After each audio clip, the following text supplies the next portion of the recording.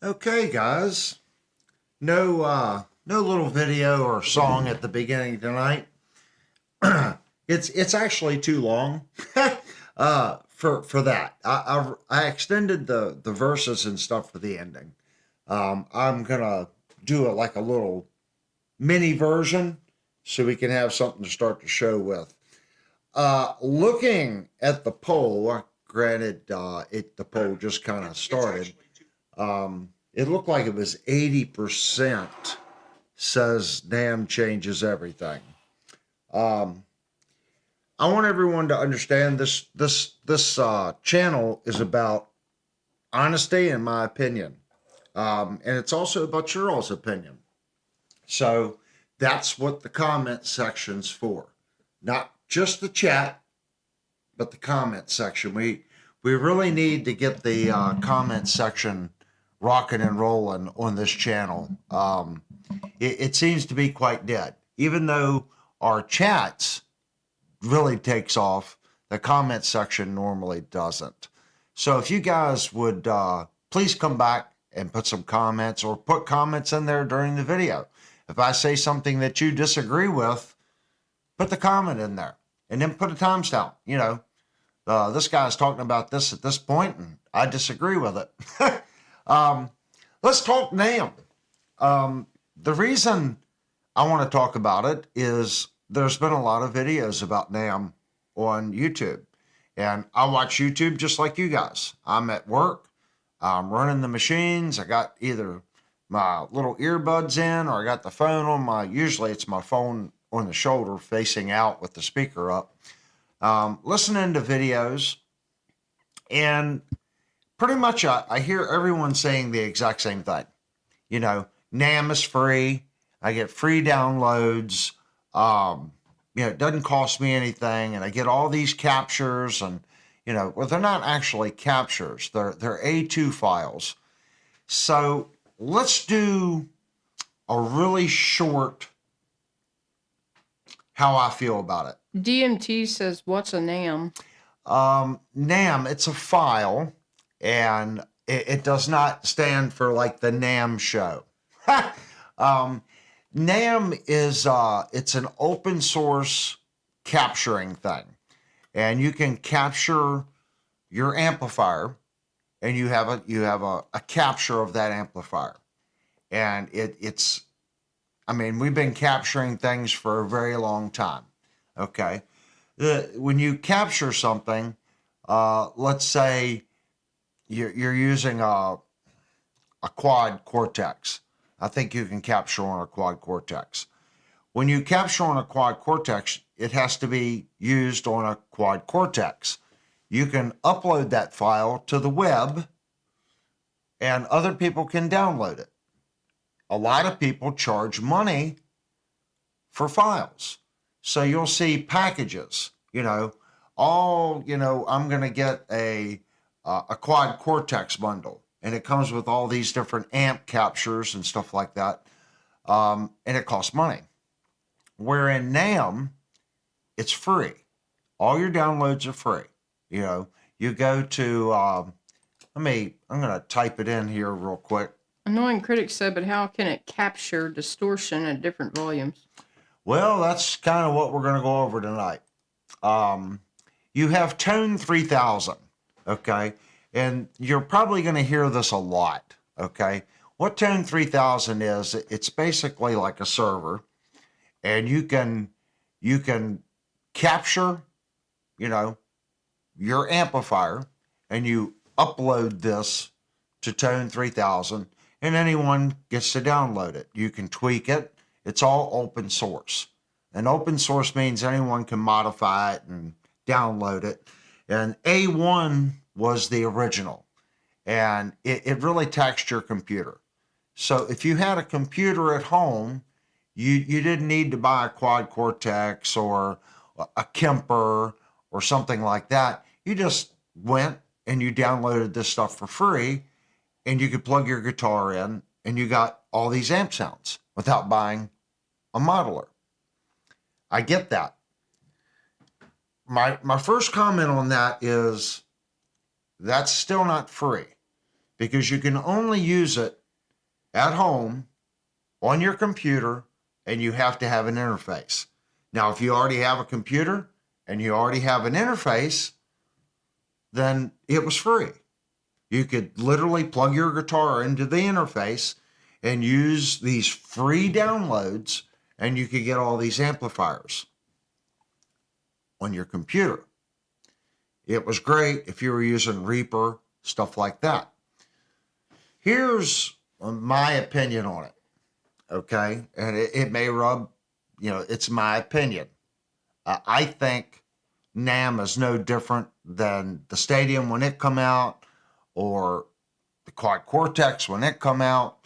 It's just it's like the dog seeing the squirrel, okay? It's the new shiny little object over here, and all the YouTube channels want to talk about it. Why do I feel that way? Well, it's still technically not free in my opinion. Like I said, even if you're at home, you still have to have a computer and you still have to have an interface.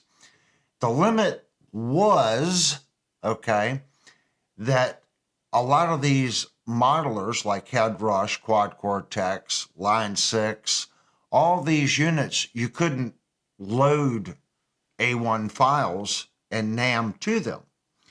So everyone's been talking about Headrush because Headrush worked out a deal with the creator and that Tone 3000, and now Tone 3000 comes right up on your Headrush, and you can just bring up any amplifier that you want in this foot controller. Why is that a big deal? Well, if you were a performing artist and you were out playing, you couldn't use NAMM. Were you taking I guess you could have took your laptop and an interface and plugged your guitar into the interface and then back to the laptop, and then you'd have to have something to go front of house with, but it didn't make much sense. Now you've got a little foot controller, the Headrush, and you can get into it for about $500. And you can download all this stuff for free. Well, now that I've said that, I want everyone to look at something real quick. Right here, I have a Line 6 Stomp. Now, I paid $550 for this Line 6 Stomp. I can go on a ton of different forums and I can download all kinds of different amps, different settings, all kinds of junk for free. It's free. I bought the Line 6. Now I can download all this stuff for free. I think you know where I'm going with this. There's no difference. Jitboy said some cheaper modeler will use up DAP faster, and bad captures or like profilers could. Right. So everyone's talking about NAMM being so good. Well, I can download bad models in my Line 6 and go, that sounds awful. Brian's... It's free. So if you're going to tell me everything you download from Tone 3000 is going to be good, you're lying to yourself. Brian said, I don't use a computer. I use my Blackstar Beam Mini, have for like 3 months now. Yeah. So my point in this is, you have to still have a device to get free.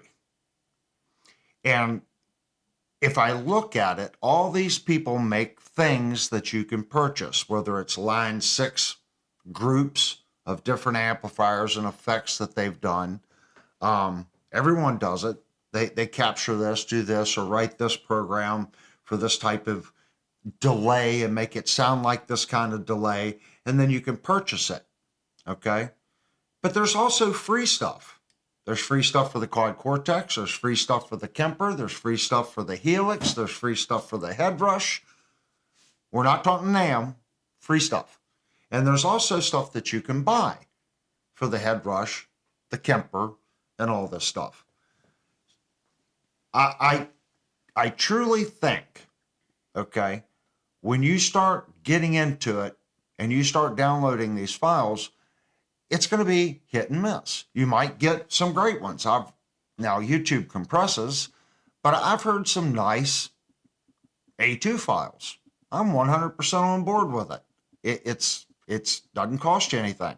Annoying Critic said, just to be clear, the HX Stomp is not a NAM. It is not. It is not. What I'm saying is, what's the difference? And I'm going to tell you what the difference is. And it's probably going to piss some people off. It's better. Why is it better than A2 capture? Well, if I download, let's say, I'm just going to pull something out of my butt, a JCM 800, and I get it free. I can do that. I can get on a forum somewhere and download a model of a JCM 800. I can put it in my Line 6 Stomp. Now I have a model. Now here's the difference. If I dislike that model, and I dislike the gain, and I dislike the presence, I dislike, the master volume, I can change it. You NAMM guys, guess what? You're screwed because you can't change the gain. You can't change your presence.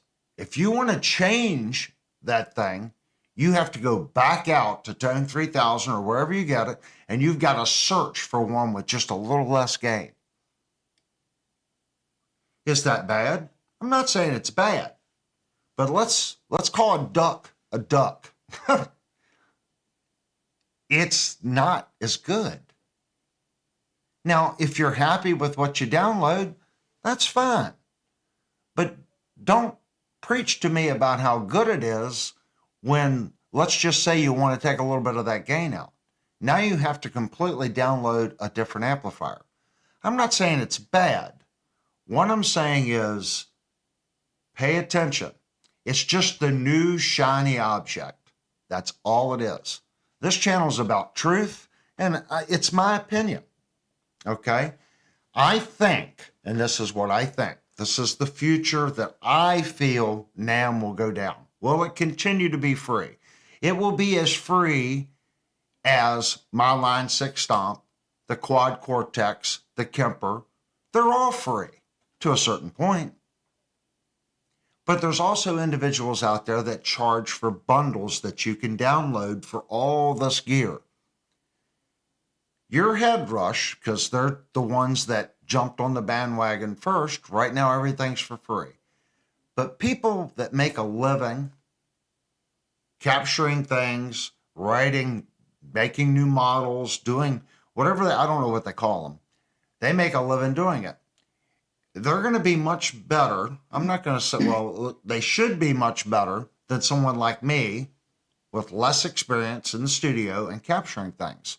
Wicked Fester said some people upload a Tone 3000 with multiple settings on their amp. Right, but you can't get in between. That's my point. With everything else you can. Will NAMM get there? I think it will. I think eventually, with its shortcomings, and it is a shortcoming. Don't take it as anything other than that. Call it what it is. It's a shortcoming. Anyone programming and doing this already knows it's a shortcoming. Since it's open source, I'm sure they are working on being able to add that capability to the NAMM. Can you do it right now? Absolutely not. C.D. Nelson said A2 is the next evolution of this, but I believe that they will eventually figure out how to do captures that allow you to make changes like that. Right, but it's not there. So just because it's the new shiny object, let's not throw our Cortex out the window. Let's not say the Helix sucks because it's been out so long, and the Kemper's been out for 15 years. That can't be any good. Stop it. I mean, really. We just did some pedals the other night that were cheap. I think I got a decent sound out of those pedals. Jip Boy said IRs will not be, and certain NAMs sound bad, as well as a modeler, because of who captured it and what they did. Many NAMs are bad as well as good. Right. That's Jip Boy. That's exactly my point. So there's some guys over in Europe. Really interesting. Well, there's 2 guys in Europe and 2 American guys. They get together and do a stream on Wednesdays that I watch, the Studio Rats. I think the 2 guys in Europe, they do a lot of that They do a lot of capturing in a multiple different platforms, and they sell these bundles. And I think they actually work with some of the manufacturers when I don't know which ones they do. I try to watch them when I have time. I'm pretty busy. But I'm pretty sure they've worked with manufacturers in some of the stock settings on, I don't know if it's Helix or Quad Cortex or whatever. I think some of their captures or things they've wrote actually come stock on some equipment. That gives them, in my opinion, a little more weight as far as being professional and being able to do what they do well. So when they start doing A2 files, something from those guys, I would say you've got a really good chance that it's going to be a good sound, okay? Because that's what they do. Whether it's the Kemper or Quad Cortex or whatever, they're used to recording amplifiers and capturing tone and working on recordings and getting that recording and the tone on that recording to sound like it does in the room. Does that kind of make sense? So what they hear in their headphones versus what's being captured, they have a unique perspective. And I'm not just calling them out. There's many people. They're just the two that come to my mind when I thought about a professional people doing it. Now, do you think those guys are going to do that for free? Can you put a pedal? No. Can you put a pedal in front of it, or will it do nothing? Pedal in front of the headrush? Well, I think you've been talking about NAM. I think that's the question. Well, NAM doesn't work without something. That's my point. It's not free. So you have to have a computer and an interface if you're a bedroom warrior. That's what I am. I'm a bedroom warrior, well, a living room warrior now. So for me, I don't need a headrush. I never leave this room. What do I need a headrush for? I'll just use my wing rack and my computer. Kurt said, I don't think NAM is the future. I think AI is the future, and positive grid reactor like amps are going to take off in the next few years. I 100% agree with Kurt. And, the channel's about honesty. It's not a clickbait title. We're here to discuss it. And if you're a Quad Cortex guy and you think that thing's the greatest, I agree with you. I think I've heard Quad Cortexes. Man, the freaking things sound awesome. Jip Boy said, it's what's best for you, but the hype is paid for by Headrush, and a massive campaign for YouTubers getting paid as Headrush Flex is sold out. Right there it is. It's hype, guys. Look at, when the Stadium come out. Holy mackerel, was that thing a turd? I call a turd a turd. And when the Stadium launched, it was too quick. It took 2 weeks before people were like, man, there's a lot of bugs in this. But, Yamaha, Line 6, that's a good company. I get it. The Helix and the platform, they've made some changes. But Yamaha is a great company. They made sure Line 6 stood up, and I believe they've got probably 90% of the glitches fixed. DMT, are there still going to be glitches? Sure. DMT says replicating analog sound through a digital interface is impossible. It is, and how I get away with it, I'm not using it on my Line 6. Just so everyone knows, that's nothing new. What is it? This new Fryet just come out with this thing. It's called Amplinator or whatever it is. That's nothing new. You want to see the original one? Right there's the original one. That's made by Applied Media Research. They were the first. I've been using them for 30-some years. Now you're going, well, you don't have a digital amplifier. Nope. But I had a solid state preamplifier in my SGX. And I didn't think it was as warm sounding as my tube section in the SGX. So I bought the unit to warm up the analog side because I liked the sound and the crispness the analog side of the SGX had on clean. Okay. So when I put the line tube thing in, I was able to add sugar and what they call sweetness to it. And it really gave it a warmer sound. How many people noticed it in the audience? Probably none of them. You know, the guy that rebuilt it, Mike, he asked me if it worked, and he said that there was a noticeable difference after he rebuilt it, but he was looking at it through a scope. He didn't actually run it through an effects loop on a digital unit or an analog unit to hear the warmth. When you're looking at numbers on a nose scope or a chart, those are just numbers on a chart. Okay, you can't really get warmth and a feel and a tone looking at a bunch of little waves on a screen. Does it alter the signal? Yes, it alters the signal. He sees that. But what his thing was, it doesn't seem to be doing much. And you're right. You don't want it to drastically change your sound. You're trying to warm your sound. So it was actually invented for the ADAT guys like me. I went ADAT and instantly regretted it. I wanted to go back to my 1.5" Tascam, reel to reel, because it sounded so much better in reel versus ADAT. So we went out and bought a ton of these things, and the output of the ADAT would go through those, and we would warm up that digital signal before it went to the mastering tape or playback or whatever you were doing. You can do the exact same thing with pedals. I'm not saying that this is as cheap as the Fry-It, because when you find one of these units, they're $600-700 now, and they're old. So if you do find one and you want to try to get one for $400, because you're going to have to do some electrolytic work to it. And if you don't feel like messing with that, then get the Fry-It and plug your guitar into that, and then into your modeler or your capture or whatever. And you will instantly, as a guitar player, you're going to hear the warmth. Is anyone else going to hear it? I don't know. I've said it a million times. A lot of this stuff is for you.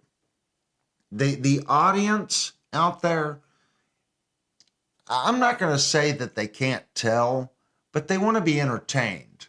They don't necessarily care if the guitar player is playing an A2 file from a NAMM that you just bought a head rush, or if you're playing a 30-year-old applied research technology unit. Is that person going to be able to tell? I'll be honest with you, I guarantee you most of the people in this audience, unless you are a professional musician and you are around ART stuff, you would not know that I was playing an applied research technology unit. For those of you that were professionals like me, I made money playing out. And for those that did it a lot, and you were there during the SGX and Purple Monster era of Digitech, you'll know that ART had a unique little artifact sound. And you could instantly walk into any place and you could pretty much tell if that guy was playing applied research technology. Jitboy said analog and tube amps are recorded in a digital mixer tube, and analog cannot be heard only in person. So play what you feel comfortable with. Stop believing hype. Yeah, that's what I was saying. I did it because I think it added warmth to the analog side, and I have since done it on digital stuff, and it really does, guys. It makes a big difference in the way the guitar feels when you play it. Todd says, I still have an old Yamaha cassette 4-track. Anything useful I can do with it besides recording? You know, I had a Porta 1 for years, and then I bought another Porta 1 to have 8 tracks, and we would pong them. I mean, it's like a field recorder. Just keep in mind, every time you play it, the tape degrades a little bit. The problem, a 4-track's not as bad, okay? Because every cassette has 4 tracks on it. You got 2 sides, left and right. That's 4 tracks. The problem with the cassette came, and I went down this rabbit hole too. I bought it was a 484 Tascam, and it split the tape into 8 sections. Holy mackerel, did those things freaking degrade? and the tape would transfer across the head funny, and you get this bleed over from track to track. The tape is just so small. I mean, keep it for a novelty thing. Nowadays, you can get a little Tascam or a Zoom little field recorder now, like $200. It's got 2 little microphones on it. You can plug microphone. It fits in your pocket. They're stupid good. You can get a 4-track and an 8-track version. They're called field recorders. Light years ahead of whatever. And it's recorded on a little disc. You can download it on your computer. I mean, I would do that long before I messed with cassettes. And it's just because the cassette was just such a horrible thing. Maxell made some pretty good stuff for the Porta Studios. Ampex used to make tape for them. I'm pretty sure Ampex no longer makes a cassette tape for anything like that. You're dealing with something that's just gone, if that makes sense. Jitboy said he bought a Heritage H150 today. He says, I have an issue, LOL. Oh, yeah, I think we all do. We're gearheads. I'm bad for it, guys. I just wanted to get on and say it's not free. Okay? Will you get lucky and get some free things that sound good? I think, NAMM, you will. But the talented people out there writing files, they're going to want to charge for it. That's just how it is. And right now, it's very limited. Before you believe all the YouTube hype, you cannot change the gain. You can't change the presence. You have to completely download a whole nother file for that change. And for me, I want simplicity. I want to be able to, even my Line 6 knob, it's got a couple knobs on it. But if I'm out playing, I want something that I have control over. If I want a little less gain, depending on the place that you play, you usually have to do some EQ adjustments, and you may have to do a slight gain adjustment or a presence adjustment. For me, that's a no-go. I remember playing in different bars, and the first thing I would do is I'd use the spectrum analyzer, and I would analyze the room. And I got pretty good at it. After a year or two, I could look at the pink noise, and I could look at the feedback back from the mic, and I'd go, okay, this room has a lot of hard surfaces, and everything's bouncing off everything. I'm going to need to do these changes to my amp. Or I would get in and say, wow, we're getting a lot of bass reflection, and we're not getting any high return. That means something's absorbing the high frequencies in the room. So I could go up to my amp and do basic changes. Nothing drastic, basic. That's what the sound guy's job's for. You get it close, let the sound guy do his job. Just get it close enough for you on stage. And this is back then. I had to hear my amp.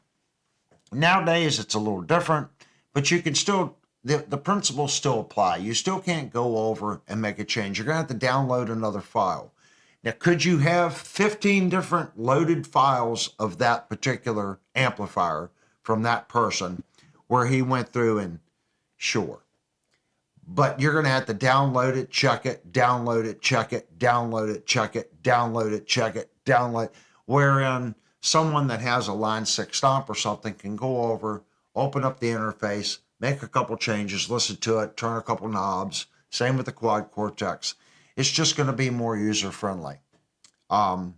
So it's not free if you're a musician going out. You still have to buy a head rush. Okay? Even if you can download free things, I can get a Line 6 stomp and I can download free things too. That's my point. So everyone's talking about it's free, it's free, it's free. Well, it's free for everybody. And some things you got to pay for, some things you don't.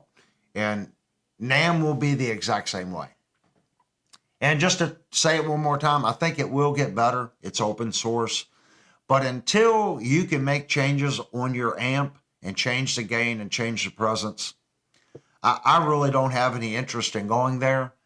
I have really nice equipment. So For me, it's a no-go.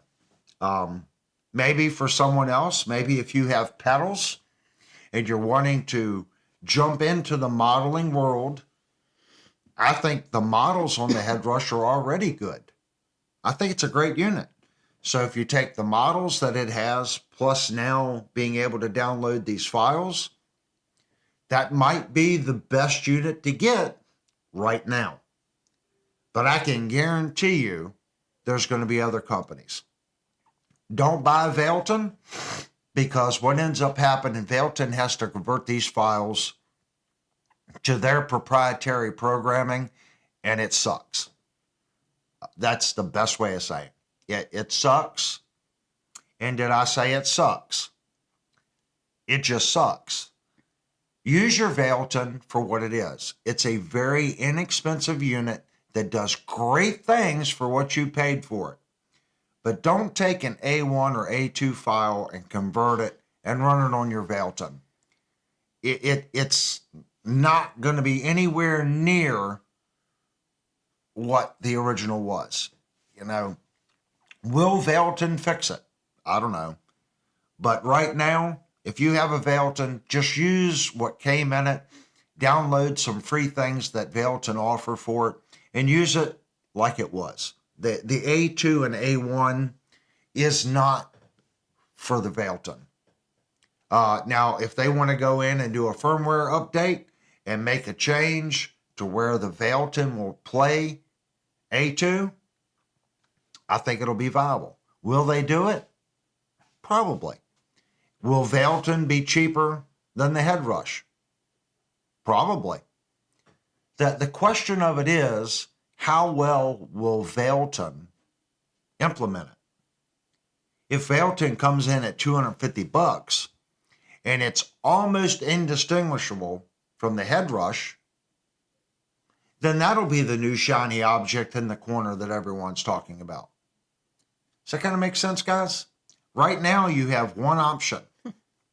If I go looking at high gain amps, I want to listen to a couple different high gain amps. I'm not going to go into a store and say, we got that high gain amp. That's the best one. There are no others. You can't play any others. If you want one, buy that one. I'm sorry, I'm not doing it.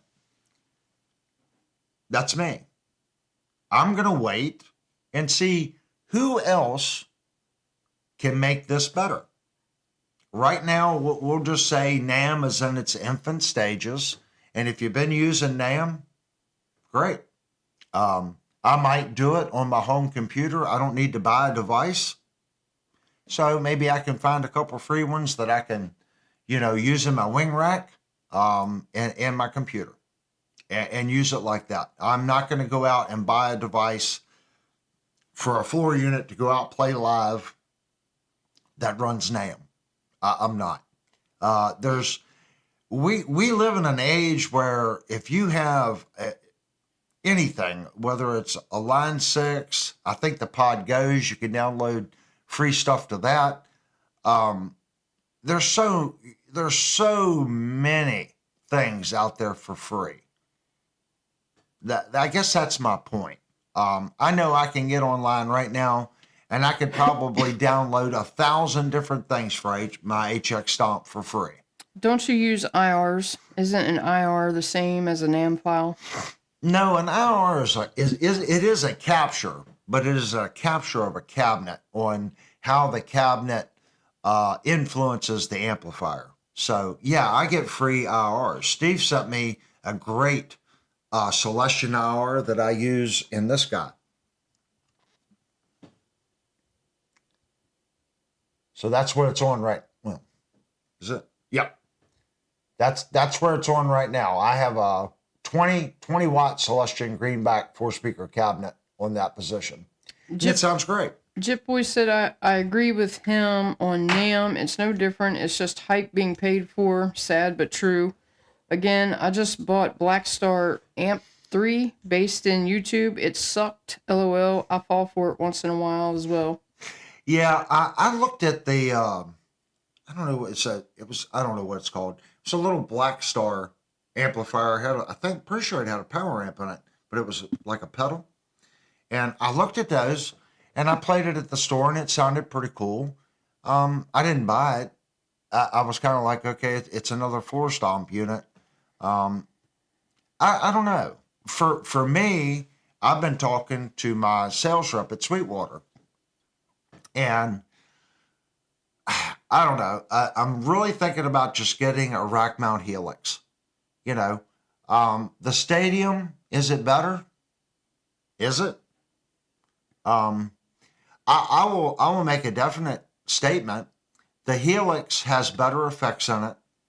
Okay, better quality effects than my SGX 2000.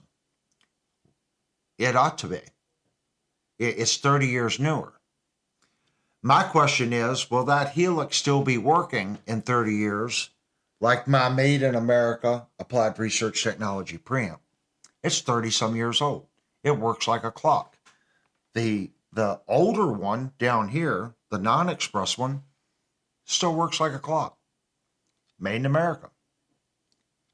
Will the Helix do that? I don't know. I don't. But I think for me, the Helix does what I need it to do, because I have a Synergy rack mount tube amplifier over there with a Friedman module and a Sedano module on it. So I could buy a Helix rack, do a 4-cable method, and I could have my real tube preamp, my Helix effects, and my 6L6 tube power amp into my 4-speaker cabinet. Let the angels sing. But what else do I have?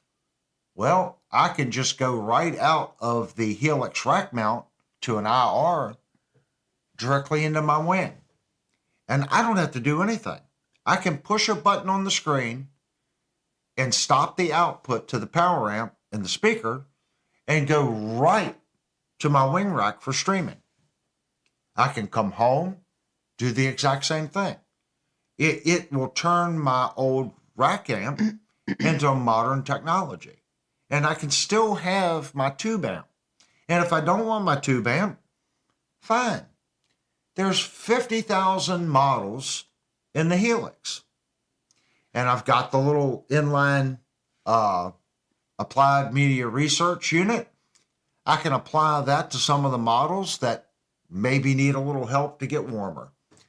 Is that bad? I think that would be a hell of a system. Mad Hatter says, what are your thoughts on the Vailton GP150 and GP180? I think they're great for what they are. Man, look at what you're paying for it. The little GP5 is freaking awesome. I mean, you're not paying anything for it. I mean, the GP5 is cheaper. Whoop, I'm dropping everything. The GP5 is cheaper than this Boss Super Chorus. And it's got distortions, pre-done, delays and choruses. And I think if you want something inexpensive and it's got a little bit of everything in it, it's a great unit. Is it the best? No. It's under $100. Is the GP180 the best? No, it's not. It's limited. What did we just say? It can't do NAM files because it converts it to a different thing. But what's already in the unit is fine. You can get good sounds out of the Vailton stuff. Without a problem, you can get good sounds out of it. Can you get good sounds out of a Pod Go? Yeah, you can. You can get good sounds out of a Pod Go. You can. Just tinker with it, learn the device, and give it time. The HX Stomp fought me for about a month and a half.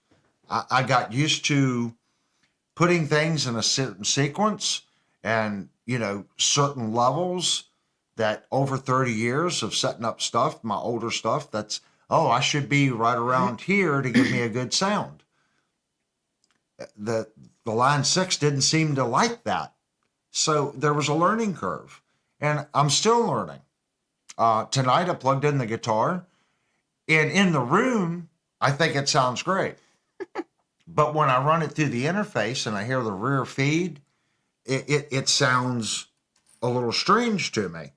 I'm trying to get a little bit more of an airy sound.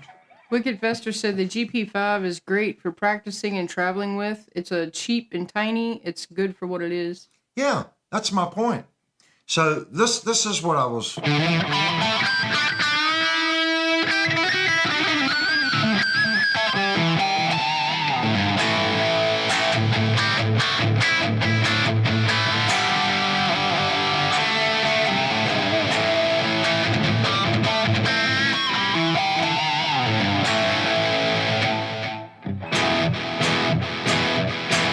A little bit more of a delay tonight, but it's got a little bit more edge, and I think it's a little too much edge on the distortion.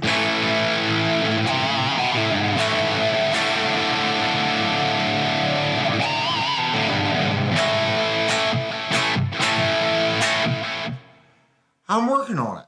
You go back 2 months ago, 4 months ago probably, I was really struggling with just getting I guess a natural sound out of the Line 6. And I'm starting to get my head around some of the settings. It was different. It was different for me. And I'm looking at these settings going, okay, what's this do? What's bias X? What, I know what sag is. What's it do in this model? So you just kind of you got to kind of learn it. What do I think is probably still the best out there for the money? I still think Helix. Kurt said, Avery, don't change the gain. LOL, sounds great. I know Kurt just bought a rack mount unit, and I'm not. We're not talking about which one just has the best, most pristine. We're not going there. We're talking about best bang for the buck, okay, and what has the most resources, what has the best company behind it, and what has the most stuff out there that I can download for free, and who has the most information if I'm having problems. I'm going to say Helix. There are so many websites, forums, groups, free downloads. There's just so much to it. I'm not going to say that you're going to get everything perfect every time. Maybe not. But there's a lot of Helix users out there, and they get good sound out of the Helixes. That doesn't mean that if you have a quad cortex, you screwed yourself. I think you got a better unit. I think it's capable of better sounds. And I think there's a lot of people out there doing just the same. There's forums out there for the quad cortex, same with the Kemper. But we're talking about spending the least amount of money and with the most backing and the most support. I'm going to say Line 6 would probably be the best. If you're looking at dollars versus performance, I don't think you can go wrong with Headrush. They've always made good stuff, and they've always kept their price point below everybody else. If you want to go, and we're going to go down a lower tier, okay? Not putting anyone down, but the Veilton is a lower tier unit versus Line 6, Quad Cortex, Headrush. It's what it is. Understand what you're buying. It's going to be cheaper components, cheaper foot switches on it. It's going to have less backing, less support. That's why you're paying less for it. And that's really what it is. I try to be honest, guys, and that's what tonight's topic was about. I just really wanted to get it off my chest that NAMM is not free, because you still have to buy a device to put it on it. If I buy a device, whether it's Line 6, Quad Cortex, or Kemper, I can still download free stuff for them. So I don't, to end the conversation on it, for me, I don't see a difference between that and the new stuff. But that's just me. And I think once you're able to adjust it, your gains and presence and stuff, and other companies come on board and it becomes more standardized, I think you'll see more people using it. And I also believe once it gets to that point, you're going to also see more people that do it professionally selling, X amp models at X price. They got to make a living. And you're going to know, hey, this group of people did it. It's probably a pretty good bundle. I'll go ahead and give them, I've never downloaded one, let's say $20 for whatever that download is. Are you going to be able to still get free ones? Sure. But so can I. I can get just as many free models for mine as whatever. And again, I want to say the model right now is better because I can go in and make changes to that model where your A2 file, you cannot. So I don't know who agrees with me and who disagrees with me, but I am going to look at the poll. So it looks like the majority of you all disagree with me, and that's fine. That's what the channel's about. Right now we have 57% says yes, NAM changes everything, and 43% of you say no, it still has a long way to go. And I did not vote, but my vote is no, it still has a long way to go, simply because you can't change your gain, you can't change your presence, you have to completely load a different scene or whatever to the unit. There is no in between. There's no tweaking that. It is what it is, whatever that is that you download. That's all it will ever be.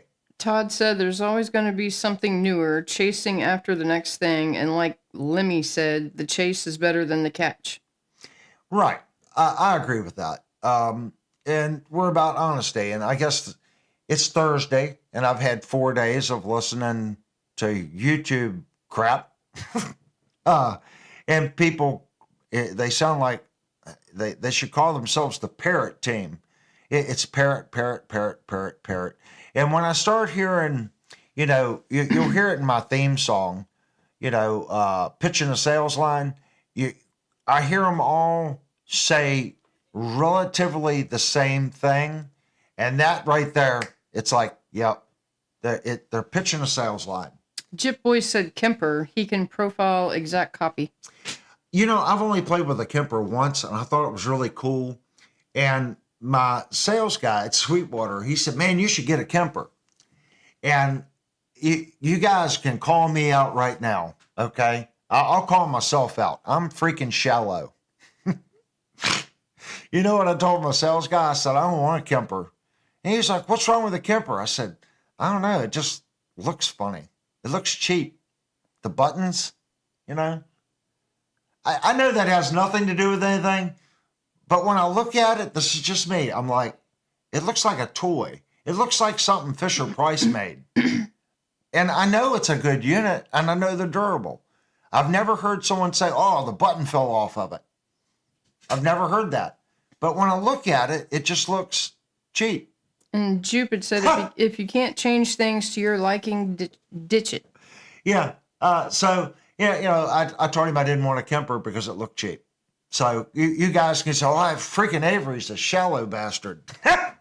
But I'm sorry. When you go into the music store, do you pick up the freaking ugliest guitar that's on the rack? Or do you pick out the one that goes, hey, I'm freaking cool looking, try me? I'm going to pick up the cool one first. I'm sorry.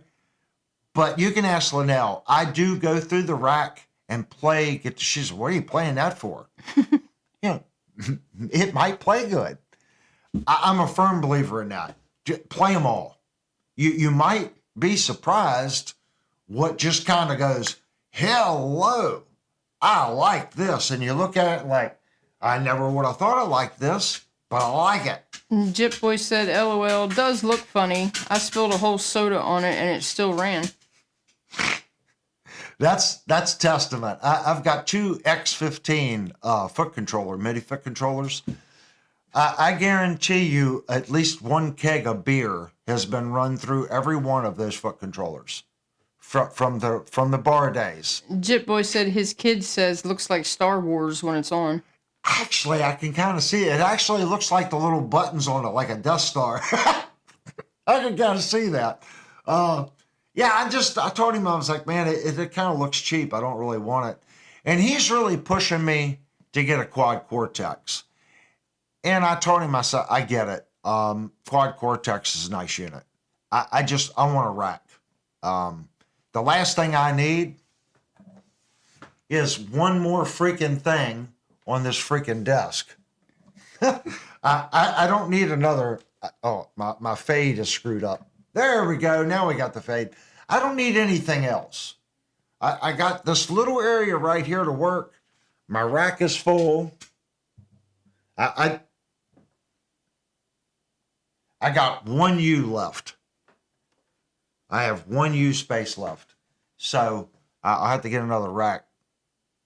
And I was getting ready to say the bad word. I have 1, 2, 3, probably 6 or 7 more limiter gate compressors downstairs. And I know I have 2 more Digitech Studio 200s downstairs. Jit Boy wants to know if you're going to jam. I don't know. It was more about, tonight's more about talking stuff. And we usually do reviews.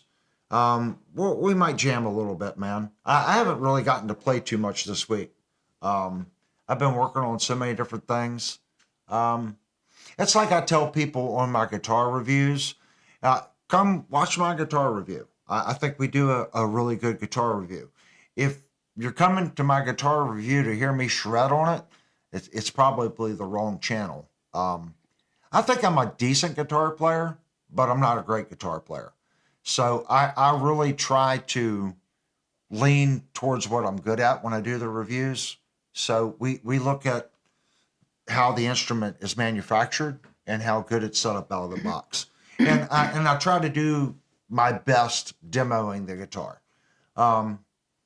That's just me, if that makes sense. If it wasn't for that lady in there talking right now, this man would not be playing guitar today, because I had gave it up for a very long time. Mechanic Jam says, what's the best place to get wiring diagram for EPI LP standard for the volume and configuration? I like GuitarElectronics.com. It's got a picture of Einstein. I think they're great. You can also get a ton of wiring diagrams free from Seymour Duncan and DiMarzio. I think those three, GuitarElectronics.com, and you'll know you're at the right place. It's got a picture of Einstein. Jit Boy all kinds of cool stuff. Jit Boy wants to hear the rack in the back. How about next week, man? Because I got to plug the microphones in. If you look over here, I don't have any of my cables for my mics wired up. So next week we'll fire up the rack.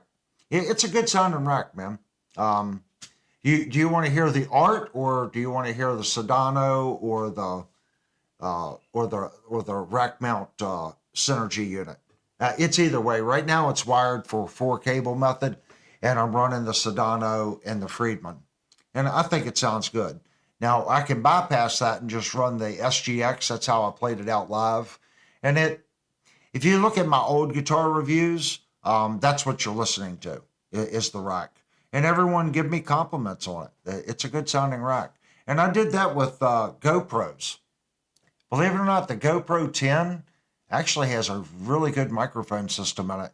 If you have GoPro 10s and you're thinking about upgrading, don't. Because the GoPro 10 has the best microphones in it for capturing what is real. Yeah. Jit Boy said, yeah, the ART. The Art? Okay. We'll hook it up just for the Art then. And Vox said, I want to hear Linnell's Dumble. Linnell's got an awesome Dumble right there. I have to go through and see if it has a Dumble channel. Just so you know, Jit Boy, my SGX in the rack isn't stock. It has the twin tube mod done to it. So the guys back in the day that were modifying the ADA units, modified mine. So it does have two 12AX7s on it. Does it change it a lot? I won't say it's a lot, but I think it does add a little fullness to it, and you get just a little bit more gain. It's not a crazy amount of more gain, but I think it definitely widened the fatness. I guess that's a better way. It's fatter than a stock SGX 2000 Express. You were getting ready to say something? Oh, Jipboy had said he used to use that art. Yeah, they made a couple versions of it. I have just an SGX 2000 in the rack bullet down here, and that one's an Express that's been modified. It's a pretty good unit. It's been a workhorse, man. And what I liked about them is you could tie two X15s together, and you could have 4 expression pedals. You could have your one X15 set up as a daisy chain in block groups, and your other X15 set up where you'd have your distortion, chorus, reverb, delay. You could just push a button and just kill that particular effect in the chain that you were in. And then the other one was for banks. Let's say in set 1, you had 10 songs. So I could do set 1 was this bank, set 2, set 3. So we usually had 6 or 7 different sets. So I had those sets set up in it, and I could just go through and then if I wanted to make a change, drop a reverb or chorus or whatever, the other controller, I could just push that particular effect and cut it off. I don't think anyone else allowed you to do that other than Art. I don't even know if these new, I'm sure there's a way that you can do it. But at the time, I don't think anyone else, I don't think the Digitech Purple Monster allowed you to do it. The MP1 didn't allow you to do it. The ADA didn't allow you to do it. My dream was to have a VHT power amp behind it. I couldn't afford it. They were like $2,700 back in the day, the purple VHT. And I got the Pro Valve with the twin 6L6 instead. It was something that I could afford. Todd said ADA still have 212 cabs built like a tank, got them around 1990. Yeah, ADA was the bomb, man. They really were. If you had an ADA and if you look right there, there's an Alesis Quadriverb in it. Take the ADA, and we're talking about a budget system, working man's, a professional working man's rig. Take an ADA with an Alesis Quadriverb and a nice tube amp, whether you were running the Pro Valve or a Hafler or some other, you were going to have a good sounding amp. I ran Hafler for a long time, and people picked on me. So you're running a DH500 on your guitar rig. They were indestructible, and it would just take banging and hitting, and it was heavy, but I knew it would always turn on, and it never let me down.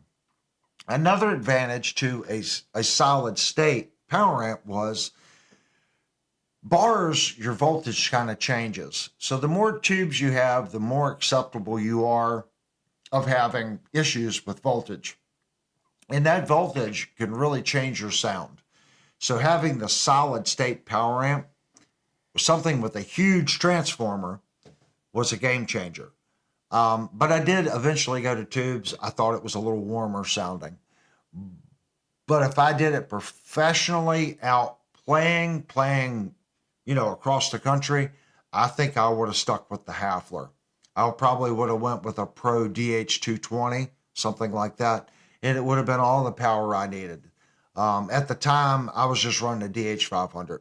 They were indestructible, and I think I got a good sound out of it. No one come up to me and said, wow, your amplifier sounds like crap because you're running it through a PA amplifier. No one ever said that to me. The advantage to Hafler was the big toroid transformer that they use. It was just, that's why they're so heavy. And that's why when you open up a lot of the new stuff, look at the little baby transformers they use now. the transformers are very weak. The transformer is a very important piece, especially tube amp, or even if it's solid state. Your transformer is what's taking the load. And if it can't deliver energy quickly and a lot of it and keep the voltage exactly where it's supposed to be on your voltage taps, it's not a good amplifier. And that's where you run into problems with a lot of this new stuff. The best bang for the buck now are these crowns. The XLS. I forget the hi-fi company. Crown bought this, or they bought Crown, or however it worked. It's a hi-fi amp. It's a 25-year-old design of a hi-fi amp that, just like what Hafler did, they just put some 1/4 inch and XLR inputs on it, changed the name on it, and called it a Crown. But I forget the name of the company that actually produced the amplifier like 20 some years ago. And when I found out about it, I decided to go with the Crowns. And I think they make 4 or 5 different models that are made by, if someone knows who Crown bought, or this other company bought Crown, I don't know which way it went, but it was actually a hi-fi amp. That's why you'll see a lot of the XLS in home hi-fi systems. Jip always said Weber transformers. Weber. I'm not too sure if that's the manufacturer. I don't know. I know Dave Hafler. When the Haflers that I had were made by Dave Hafler, his little hands put my amplifiers together. You could get a Hafler in a kit, and it would just come in parts, and you'd put it together. I wasn't near smart enough to do that, or didn't feel comfortable doing it. So when I called him, I said, "Look, this is what I'm using it for." And he said, "Well, you need the Pro model." I didn't even know that they made a Pro model. And he said, "Yeah, we'll build you a rack mount version. We're going to put XLRs on the back of it. It'll also have the binding posts on the back, not like a banana plug. It's just like a screw, like a bolt with terminals." It had all that, big handles on it. I want to say they were like $1,500 a piece. This would have been a 90, something like that. Well, we had 5 of them. And we had 5 of those. We had 2 of the modern ones later on. This was after Rockford Fallskate bought them. I bought 2 P3000 Transnovas. They were great. And we had 2 P1500 Transnovas. And the 1500s run the horns. The P3000 run the mids. And then we had 2 monoblock Haflers running the basses. And then we had the other 2 monoblock together monoed. So it was 4 block monoed together running our bass bins.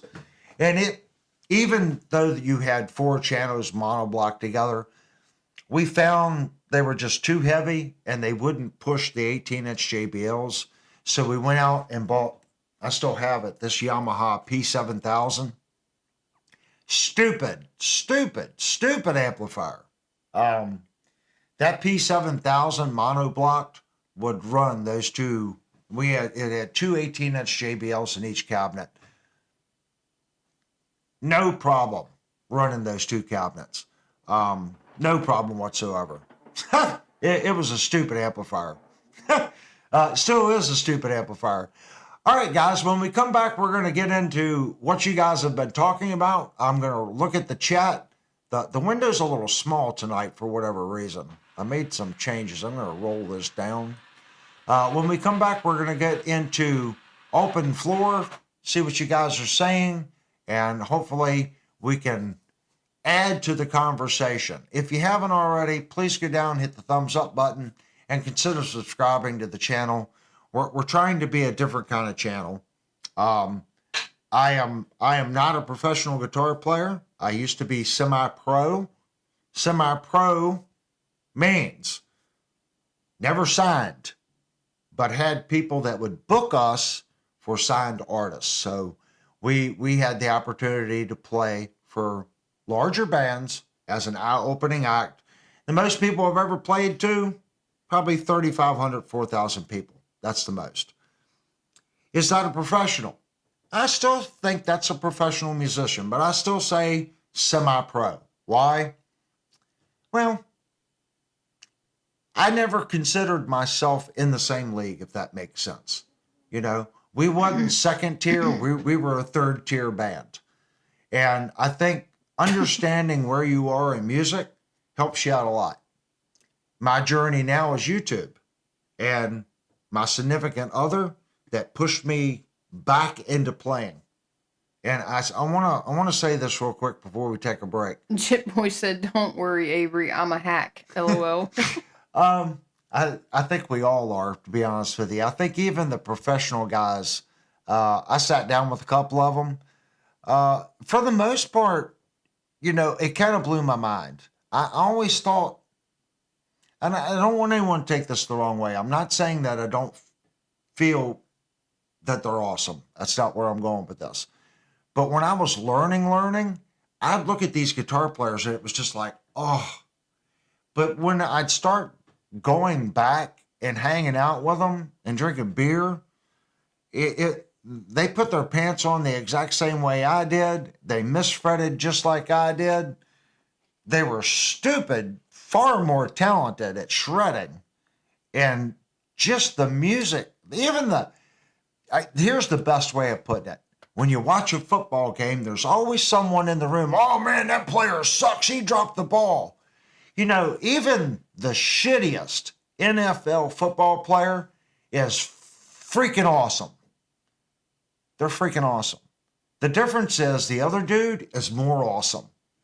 And that's how I look at these artists that go out and play. Just because you're looking at this artist that's playing guitar on stage and he's not doing anything fancy, he could be a hired gun for that band. That dude could be the next Steve Vai. Who knows? What I'm saying is, what he's playing is what he's playing right now. And I'd listen to these guys and I'd play one and say, he's pretty good. And you'd go backstage and my gosh, it was like, well, who are you and why don't you play that? And he's like, well, this is what sells, but I play this. And sometimes it would be like, you don't even play metal and he's playing country in the back or something. I had a completely different aspect of how I felt about these pro players. It's not that they're on another level. They're on a completely another level when it comes to music theory, everything. And for the most part, they're all super nice guys. They really are. I don't really think I ever met one that I would call a dick, if that makes sense. Or, I mean, sometimes they were short, but they've got a schedule and they've got, you know, they got a lot of stress on them. Believe me, especially back then. It was very stressful. Playing every other night or every night, that's stressful. If you don't think it's a job, do it. It's 10 times worse than what I do now.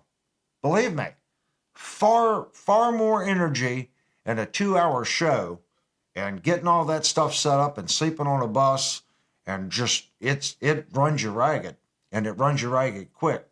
So it's a respect for those guys like you can't believe. All right, guys, we're going to take a 5-minute break. If you haven't already, please go down and hit the thumbs up button and consider subscribing. We are going to take a 5-minute break. That allows you guys to get something to drink, get a snack, and hit the restroom. When we get back, we're going to go right into your all's topics and questions. All right, guys. I haven't worked on a break scene yet, so we are going to go to the starting window. There is music, but I'm not going to play it, so it'll just be quiet, guys. I'm still working on the new system, but we're getting little baby steps each week.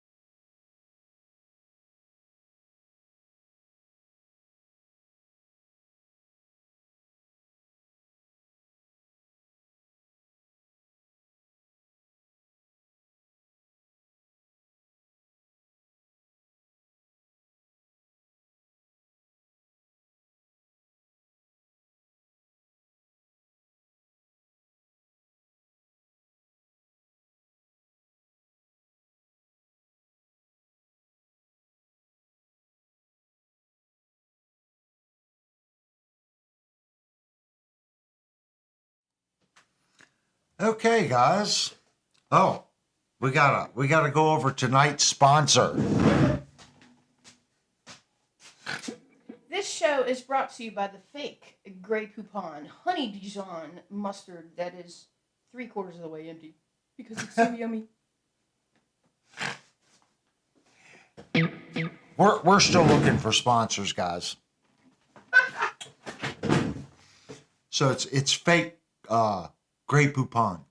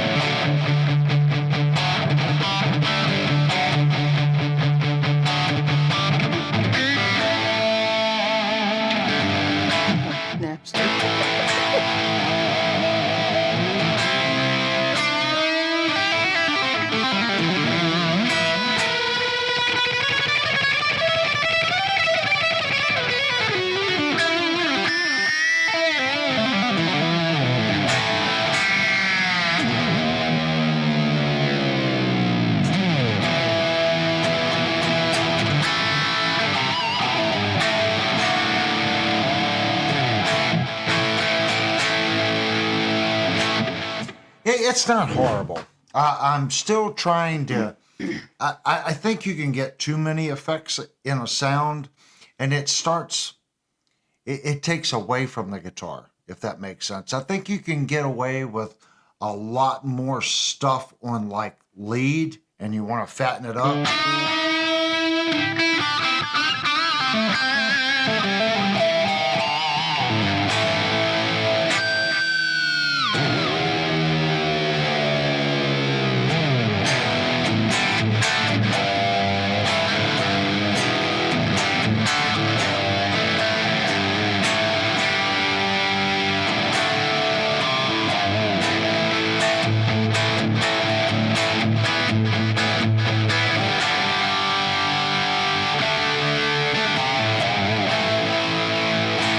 If you put more than that on it, when you start getting into your chords,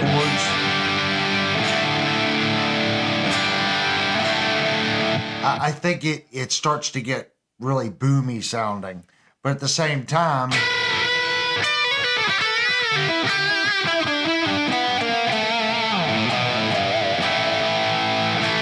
it's nice to have that when you're playing leads.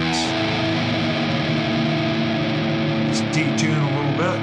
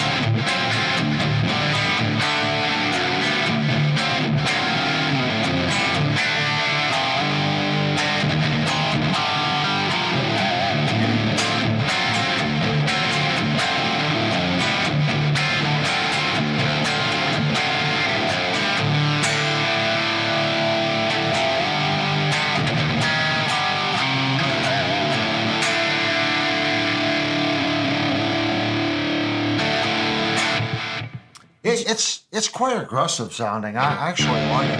Jib Boy said that's great sound. What's the guitar? This is a Sire.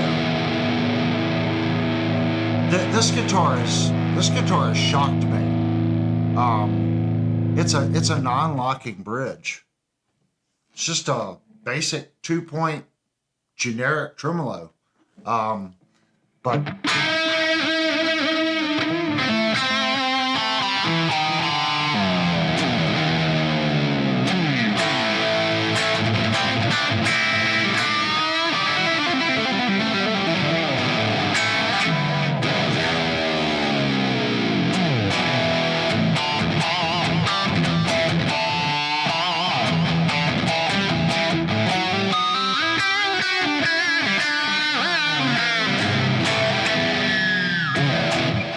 it it holds tune.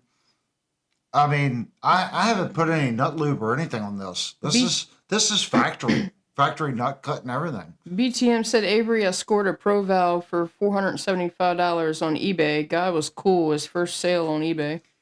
A Pro Valve, not a MOSFET. If you got a Pro Valve like that for $450, buddy, you stole it. And Jip Boy said Line 6 has great effects. Yeah, that's what this is. This is a Line 6 HX Stomp. I'm really thinking about just going ahead and biting the bullet and getting a rack mount Helix. And I think for me, I'm talking to some guys about maybe doing some live stuff again. And for me, granted, I know the HX Stomp doesn't have a lot of horsepower. And BTM said not a MOS valve, a Pro Valve. That's what I'm saying. The Pro Valve, if you got that for $450, man, you freaking stole it. The first thing you want to do is open it up, give it a good cleaning. Okay. Have someone just double check it. They're older units now. Make sure your electrolytics are up to date. And then check for red plating on the tubes. Because a lot of people, if it's been tweaked, you might have some red plating on the tubes. I think this thing. He got it for $475. Yeah. The cheapest I see them, $800-900. That's the cheapest I see them. And the last one I saw was $800, and it said it had some issues, with the potentiometers on the front. So that's such a good deal. It's such a good deal. It's such a nice, the 6L6, a lot of people, I don't know, a lot of people there for a while just didn't like the 6L6. It was, EL84 or, I like the sound of a 6L6. I think a 6L6 is very fat and it's aggressive. I like a 6L6. He bought 4 JJ 6L6 GC tubes for it.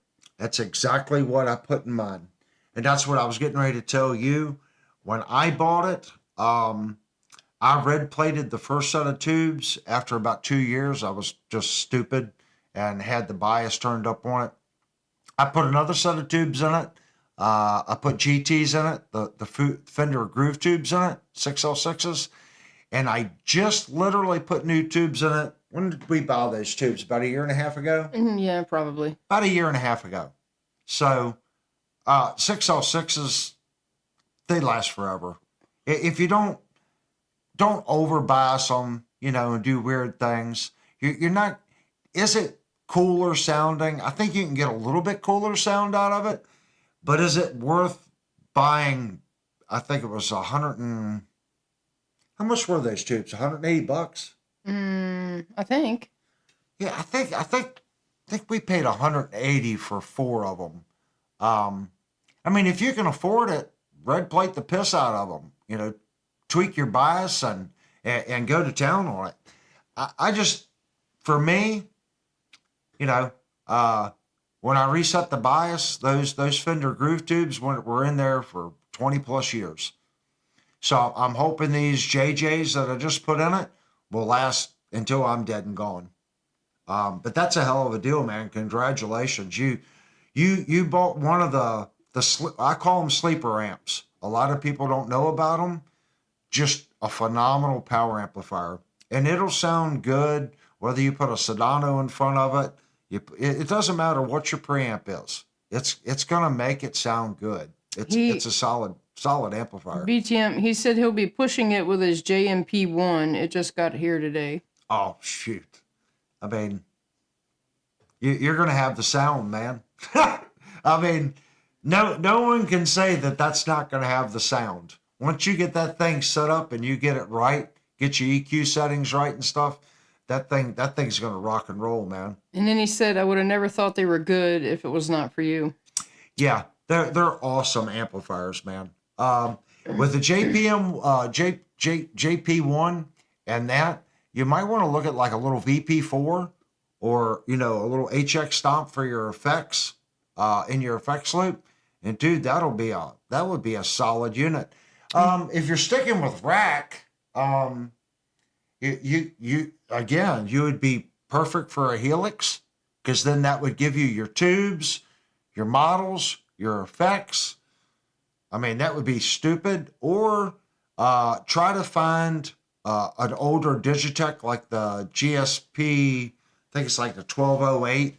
It was one of the last multi-signal processors that they made. It was stereo.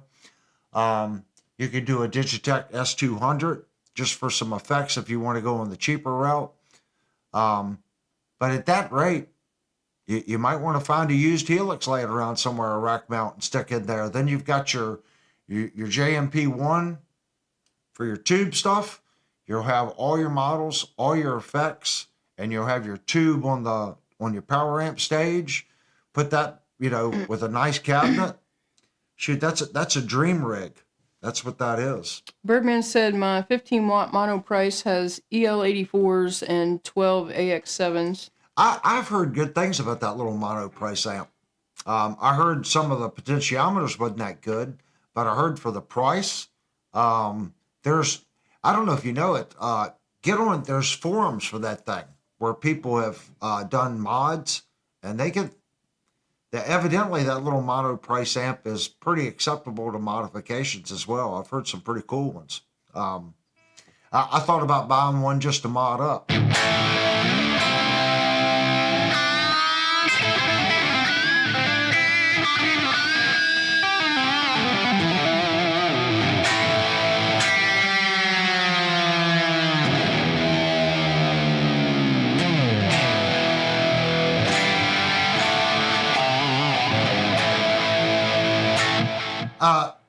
This guitar just holds tune. And it's so when I ordered this, I just liked it because it was weird. This has really turned into my go-to guitar. I like the way it feels on me. I like the way it plays.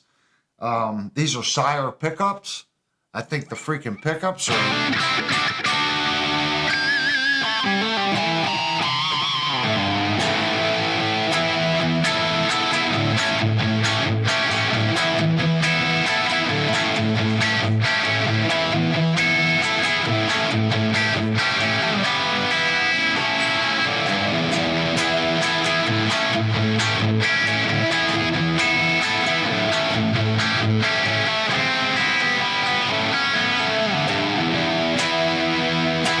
Play you through it.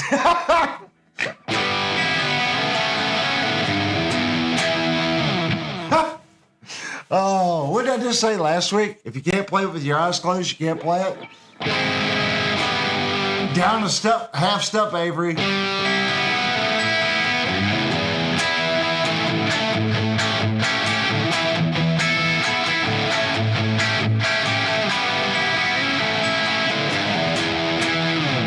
There we go.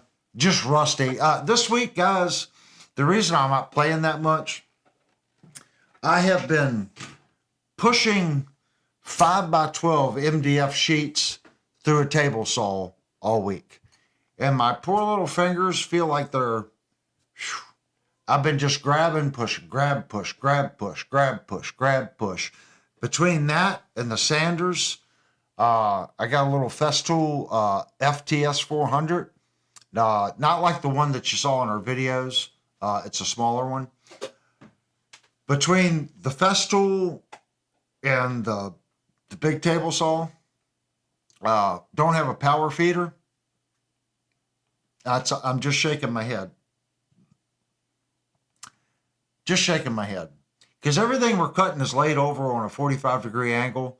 So I've got all these freaking feather boards on the machine. And if you know anything about woodworking, when you put feather boards on a machine, it just makes it really hard to push material through. So my fingers are so sore and my forearms are sore. Actually, everything's sore. My middle of my back is sore. I'll be in the shop for about another 3 or 4 days. And then everything that we've manufactured in the shop will go out in the field. So I'll be doing an install. So hopefully that'll be less stressful on my hands. I'm starting to feel my age a little bit, if that makes sense. All right, we're going to open up the chat. So do we have any questions, honey, that we missed in the first section? Well, I'm not quite looking at the moment. Oh, she's not technically at the microphone.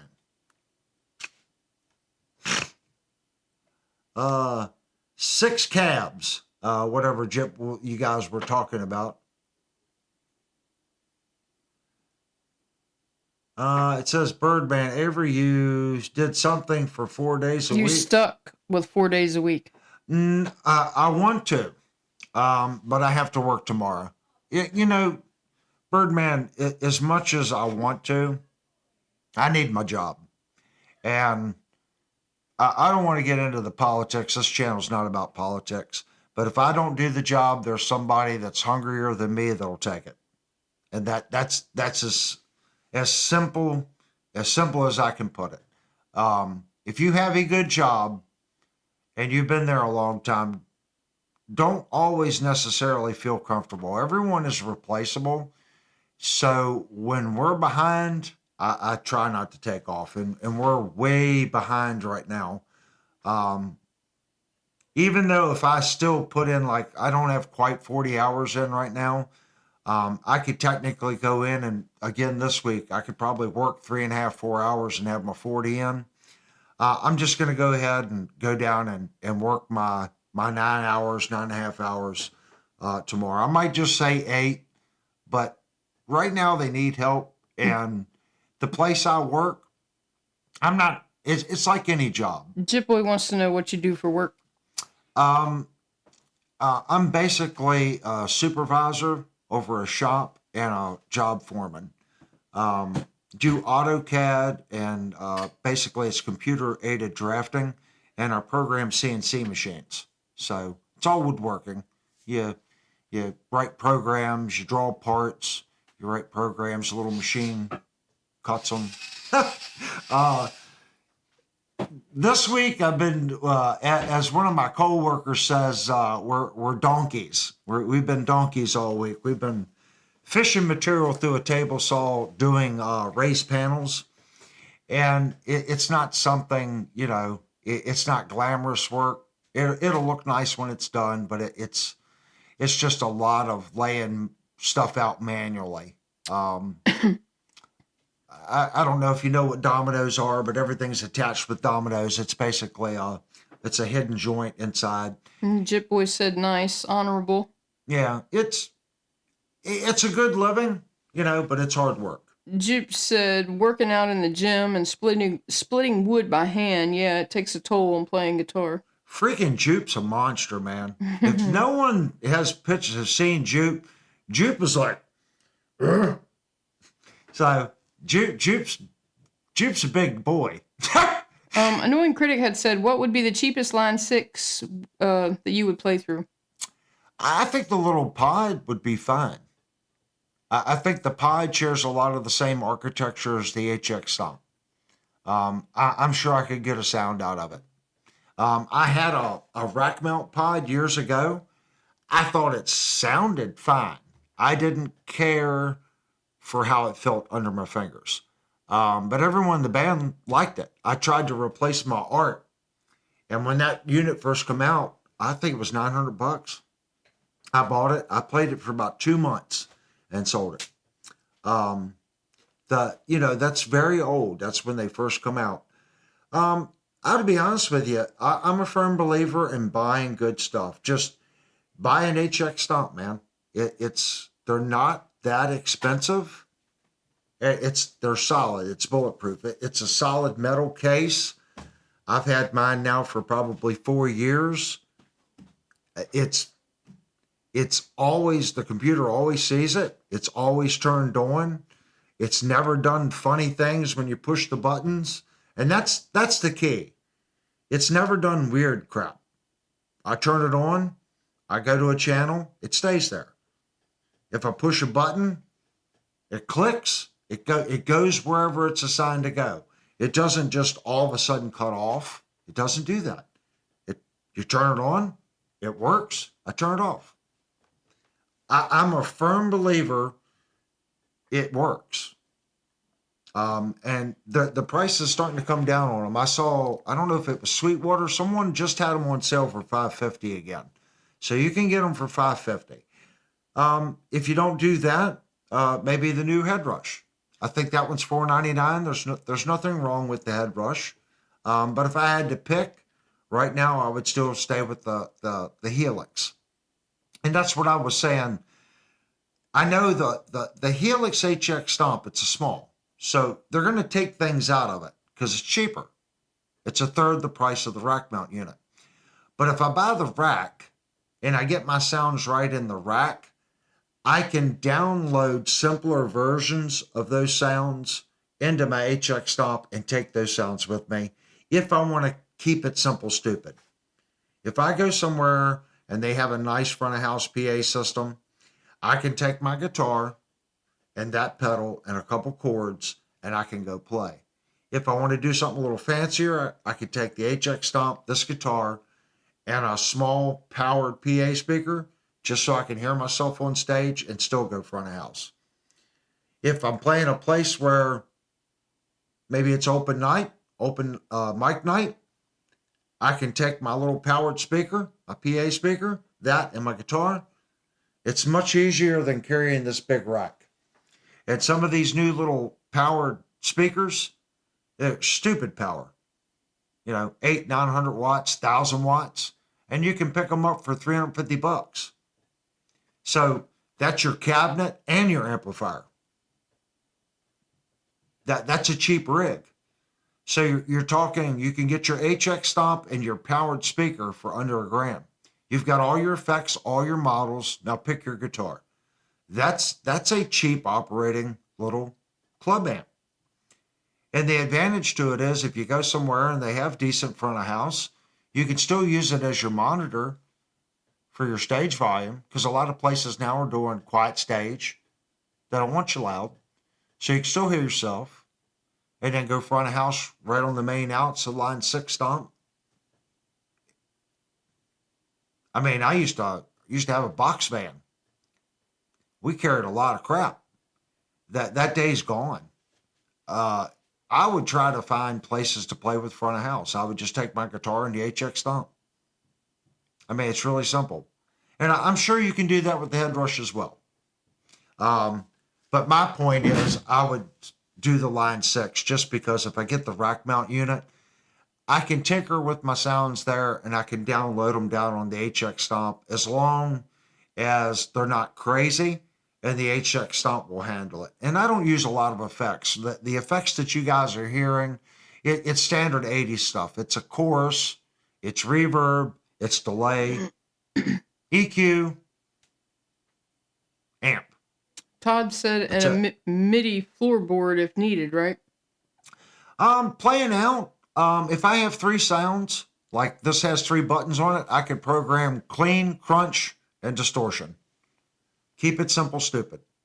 But yeah, you could do a MIDI floorboard with this. I could take one of my X15s, and if I wanted to program it, I could program all those sounds up and use the 2 expression pedals, and that would be awesome too. And I could just put the line 6 stomp behind me somewhere. Well, I wouldn't even need it. I'd just have my X15 in front of me with my guitar, just like I always did. But instead of carrying that big ass rack, I'd have that little line 6 stomp sitting back there. I could do the exact same thing. My issue with doing a lot of this stuff, guys, is just time. This is more of a review channel, even though we do a lot of live streaming. Now we do live reviews. Everyone seems to like the live review because I don't think anyone does live reviews like we do. No one starts a stream, opens up the box, goes through the guitar, checks the intonation, checks the fit and finish, looks at pickup readings, gives you the weight, measures the neck, gives you your string spacings, checks the first fretted note, and then demos the guitar with no edits. Is it perfect? Absolutely not. I'm human. I'll push the wrong button, or I'll make a mistake during the demo, but that's fine. As we tear the guitar apart, you guys see the tuner, you see me with the guitar, It's pretty simple. You know, I go through the settings. You should know kind of what you like in a guitar. And at the end of the review, you should be able to go, I think I like that. Avery has given me enough information to where I think I want to try that guitar. And that's the goal. Because the way you hear my guitar is going to be different. If I show you all, I'm gonna try something. I'm gonna go right to display screen. Hopefully it's on display screen now. These are my settings for my HX Stomp. So if you guys want to copy them, and I'm gonna say if you copy them, it's still not gonna sound like mine. Because how you play the guitar itself, everything makes a difference. So there's the boost pedal. Here's the red squeeze. Here's the amplifier. It's a Cal rectifier. And now right here, I'm going to show you this. Most people don't. I'm using split AB. It does change the way it works. So I'm in split AB. I am not using this as a wah. I'm using it for fatness. Okay. So this is basically a mutant filter. It's basically a wah, but there's no wah to it. I'm not using it like that. Here's the delay. And then on the split signal, we go up here. Here's chorus. And here's my reverb. Then the signal goes back together. And you can see that I have merge and mixer. And this is our mixed pan ratios on the return feed. And you can see I am at 52 on right on my pan. This works with this. These two windows will work together to give you a wash effect or a less wash effect. Think of it like a dry, wet, dry type mix, if that makes sense. That's basically a way of cheating. I know it went to the screwed up window. Basically, I got my Stream Deck working, and I forgot which button would go straight. So hopefully you guys didn't get the multi-mirror thing. Like right now, I see OBS. So if I click on the wing rack and I go to display, what you guys should see is it going right back to the line 6 stomp settings. I saw the multi-window thing. Oh, you saw the multi-window thing before when I just reopened it? And you went back to you. No. There's a delay, so. Yeah. There's one, there's a sequence that I have to do. I haven't quite figured out why this computer is doing that. So the Stream Deck's going to fix it. But those are my settings for what you guys are hearing tonight. But I can 100% guarantee you, if you have a line 6 stomp and you put those settings in it, your mixing console, your speakers, and your guitar, it's going to sound a little different. Birdman said, Avery, what can I get to switch amps on the fly that don't cost the earth? Joyo makes a little pedal switcher, okay? And the reason I say Joyo, let's say you got 2 amplifiers. You plug your guitar into this, it splits your signal, okay? Anytime you split your signal, you're going to lose volume. Well, this brings the volume back up just like it's not split. One goes to this amp, one goes to that amp. You can also put different effects. Once it splits, you put different effects on this one. You can run it to a Fender amp. When it comes out the other side, you want different effects, run your effects, and then go to a different amp. You can do amp A, or you hit another button and do amp B, or you can do both of them together. So the reason I say do different kinds of effects on each amp, when you run them together, try to make them sound right together with different effects, if that makes sense. That way, you're going to get that fat sound, because now if one amp is a little, let's say, brighter, and the other amp's a little lower, when you merge them together, it's going to give you a much fatter sound. Whether your EQ settings is, let's say, pretty even, each amp sounds a little different. So you can sit there and have both amps simultaneously or just push the button. So get on Amazon, look at the JoYo splitter. I think it's going to be like 49, 59 bucks, something like. JoYo's not that expensive. And I've got a bunch of JoYo stuff. Most of the time, JoYo, well, I've yet to get a JoYo product as far as a pedal that has been bad, especially for the price. And I'm going to say for the price. Is my JoYo digital delay as good as a Strymon? Absolutely not. But it was $39, and the Strymon is $350. Birdman said put a model number in my Facebook box in his messenger. Yeah, if honey, you have to remind me Okay. to get on. I mean, Amazon has them, but it's just a splitter, and you can do A or B or both. Pretty simple. But like I said, how I would do it is maybe you got your clean amp. You go right to your clean amp, and your other one's your dirty amp. But believe it or not, you can get, even though you're turning on your dirty amp, having that clean amp in the background will give that dirt signal more body. Even though it's a clean signal, it's going to make it more ambient sounding, and some of the notes are going to come back to life that you lose in the dirt channel, if that makes sense. So it'll open up a whole new world. I've been running dual channel amplifier for years. BTM and I deliberately put different effects on each side. BTM posted a pic of the amp that he got in general on Discord. I still can't do Discord on this computer. So give me a little bit more time, guys. We're still doing stuff like this. I'm still programming this kind of stuff. And this is for our reviews. So there's one. Here's another one. Here's one. So when we're doing reviews, you'll still be able to see me. But let's say, now we're going to go to pickup readings. Those are the pickup readings. All right, let's do pickup readings. Okay. Let's say we're going to check action height. Let's look at the action height. So I've got a couple different little windows. We're going to go check intonation. Let's go check the intonation. BTM said, check it out later. It's minty fresh. Yeah. So I'm working on trying to make the channel better. I think our video quality now is really, really good. And it's as good as I need it to be for as small as this channel is. I think it's good video quality. We've got good audio.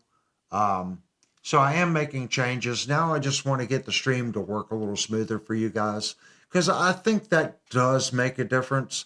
No one wants to look at a fuzzy screen or hear a microphone and you sound like, what is he saying? No, you're not going to pay attention to that. It has to be clear. I think the guitar sounds need to be decent. You're reviewing guitars. So that's why I always ask you guys, does it sound okay? Because I want you to get used to that sound, okay? Because when we review a guitar, you're going to instantly go, I know Avery, and I know that amp setting that he uses. That sounds like poop. And you're going to instantly know it must be the guitar. Because I always use the same distortion. Now, we tweaked the delay in it. I wanted more delay. So I'm tweaking it. I've already got my clean sound figured out. You guys have heard it. Clean sounds figured out. Dirt sounds figured out. I was just trying to get a little more something on the high gain. But I think we're there. I think you guys are familiar with the sound. So now when we do reviews, that'll give you a better interpretation of what the pickups are doing and stuff like that. And we do have a guitar on order. Actually, we have 2 guitars on order. Really? Yeah, we do. She just found out about one. So we've ordered a budget guitar. Not you. No, you ordered a budget guitar. Well, no. I ordered a bass, not a guitar. Okay, it's a budget bass. Get it right. So we're going to do a review on the bass. I'm not sure if that's going to be Saturday night or not. We did order a guitar. It's a budget guitar. Want to see what's going on. This channel was started doing budget stuff, so we've ordered another budget guitar. And just like anything else, guys, this channel needs to recoup the money.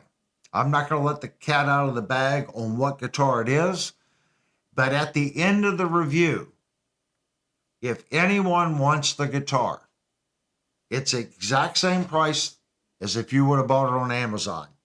The difference is whatever the guitar needs, we'll take care of it.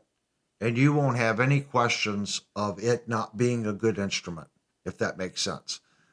A lot of people have gotten guitars from this channel after reviews. If there's issues, we fix them. That's the key. If you just order it on Amazon, you might get a better one, might get a worse one, or it might be, whatever. My point is, the review's for everybody, but I need to sell the instrument afterwards. And this guitar will be no different. Now, Linnell's bass will not be up for sale. No. But the guitar will be. So always keep that in mind, guys. If you see a product and you guys are like, okay, what's he going to do with that? Odds are it's going to have to be moved for the next product to come in. And it's probably been 4 weeks since we did a guitar review. We did a bunch back to back, but we kind of slacked off here. So now we're going to have 2 guitars in the next 2 weeks to review. So hopefully everyone's going to enjoy that. I'm just trying to touch my bass before the end of the stream. If you look behind me, this is our guitar giveaway.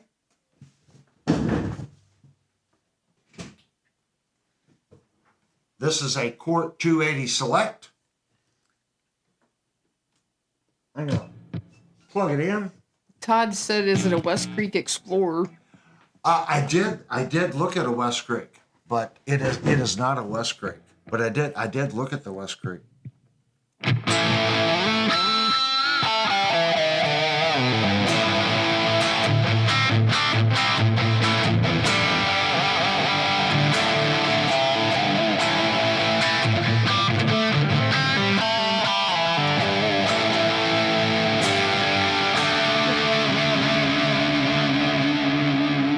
The tremolo on this guitar is so smooth.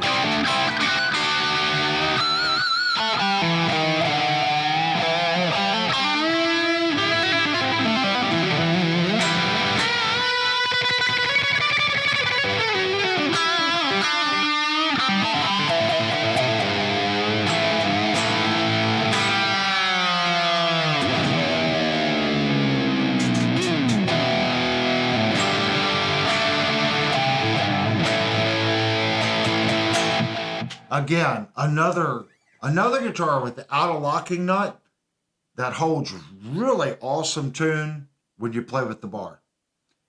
This is a Court 280 Select. We're giving this guitar away when we hit 3,000 subscribers.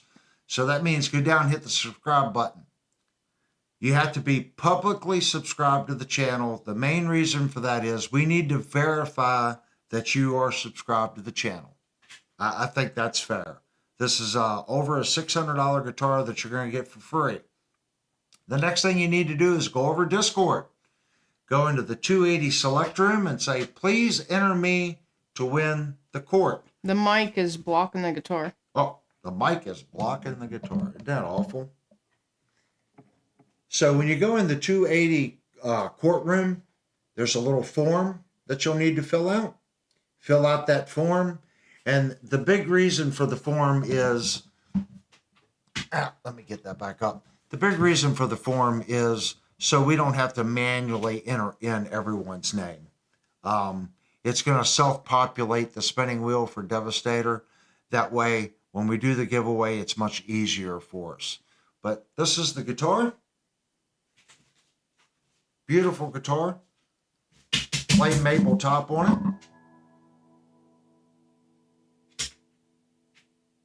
Beautiful guitar. And solid maple neck, no joinery, no Ibanez shiplap, scarf joint. It's awesome. Now they can't really hear you because the mic's too low. Yeah, I had to pull it back up. So I'm going to set this one over here. So that's the giveaway guitar. That's as simple as it can be. If you want to enter, and I want everyone to enter. If you're coming here and you're a subscriber to the channel and you contributed to this channel, and I don't mean necessarily super chats. You contribute, 1, by subscribing, 2, by talking in the chat, 3, leaving comments in the video when we're done or during the video. We've got to get the comments and the videos up, guys, for YouTube. All right. It really does help the channel. Please tell other people about the channel. We want it to grow, but I want a community that gets what we're doing here. We're not like the other YouTube channels. We don't want to be like the other YouTube channels. We want to come in here and talk our opinion, okay, and back our opinion up with our thoughts. It's not about being right or about being wrong. It's about what you find works for you and sharing that information with others, because you're not the only one that can use that information. Someone else may be going through the exact same thing that you just figured out, and sharing that information is going to help other people. Whether it's today, could be tomorrow, but that's what we're trying to do. And my gift to you guys is a very nice guitar. It's a giveaway. It's not a budget guitar. It's a Court. You'd be surprised how many people are playing $3,000, $2,000, $1,500, $1,000, $500 Courts. If you're playing an Ibanez, you're playing a Jackson, you're playing a Fender, believe me, odds are you're playing a Court. Court builds for everybody. They make fantastic instruments. So that one's our giveaway.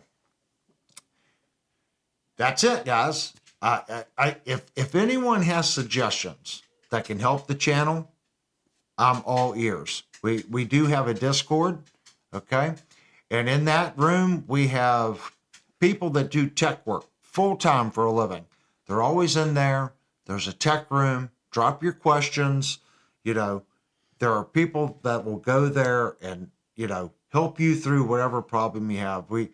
It's a great community. I kind of want to say thank you to everybody for supporting the channel the way you guys have.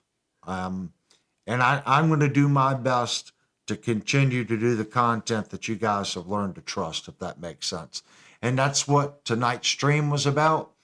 For me, I am still going to say NAMM doesn't change anything. It's just the new shiny object in the corner that everyone's talking about right now.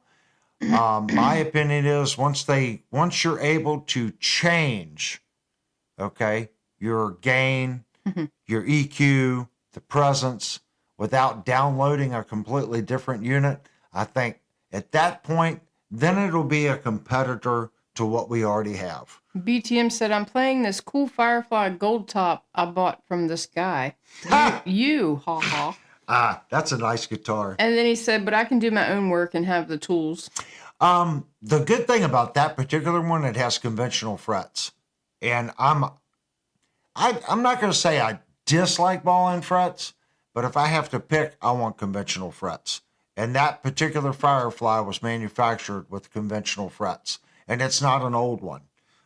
They did one run of those Les Pauls with P90s with conventional frets, and that's it. Now, Linnell has one. She has a Les Paul. It has humbuckers with conventional frets, but it's over 10 years old.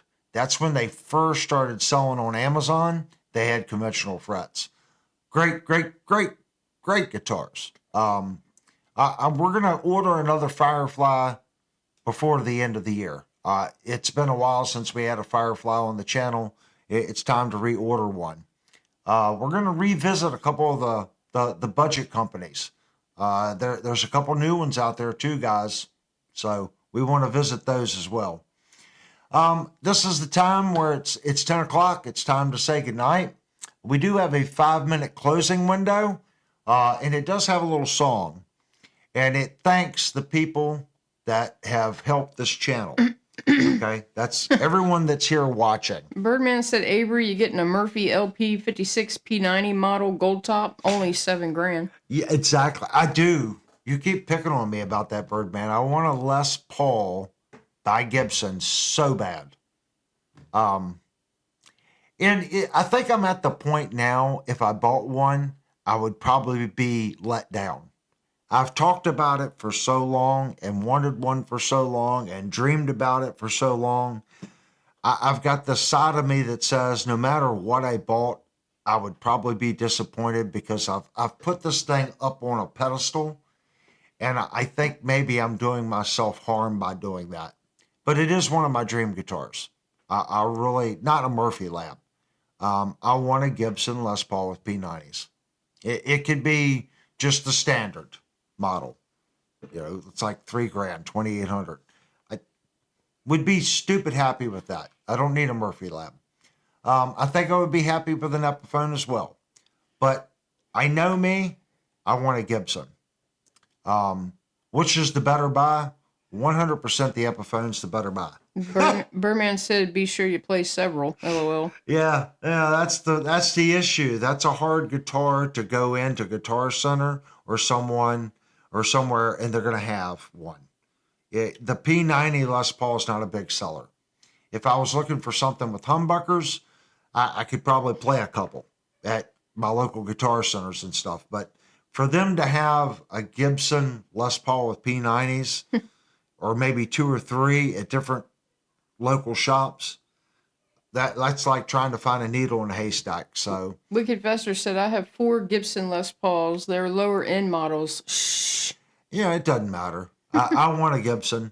I should have never sold the Gibson I had. Well, I've had 2 Gibsons. We do things like that. I'm not gonna put myself down. At the time, I made the decision that I needed to make. I wasn't playing my Explorer anymore, so it kind of moved on.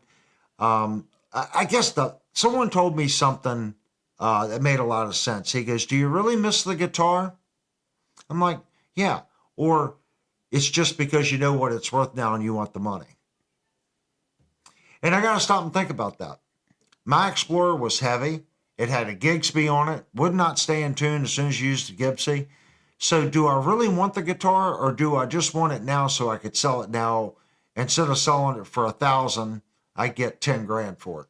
Jupe said, the white Firefly you sold to me, that thing is awesome. I'm talking about the one with the roasted neck and fretboard, not the one that went to Gracie. That was an awesome guitar as well. Yeah. Guys, that's Jupe. So when we order, we try to resell the instrument. So when these instruments come in, you guys have first dibs on it. And whatever you guys want to do to the instrument, they are budget guitars. So on a budget guitar, it maybe the tuners aren't too good. So I'll put tuners on it for you. Or maybe pickups. Wherever it is, we can fine tune it to your liking, and we'll make the instrument right. Mikey Wherein said, if you got it at Amazon, it is what it is, if that makes sense. Mikey said, I might try my luck at another Firefly here soon. Got any suggestions? The FFMN is still, from what I'm understanding, a well-made guitar, and they're still using that vendor on some of the Les Pauls that have the walnut blasted ash body. They were great. Exact same thing with the Strat. If you can find the Strat that has the angled chamfer backplate on it, that vendor is really, really good. And my son just bought an FFVX. It's like the star-shaped one, and he says he likes it. I've yet to play it. Just going by what he claims, he says it's nice. So that might be an option. That might end up ordering one of those, or like we've never had an Explorer on the channel or the star-shaped one. Oh, don't forget, I have a guitar on layaway at Shenandoah Music. I forget which guitar that is. And, oh, I do know which guitar that is now that you bring it up. So here in the next 2 months, we should have, we're probably going to have 4 new guitars to review. And then we're always open for anyone here that's purchasing a guitar. You could send it here. We'll do a review and make any changes that you want to it and then send it back out to you. We've done that for a couple people. I know so critic we're still open to it. Had said, what could possibly be the science justifying Gibson? Well, you got to understand. I get it.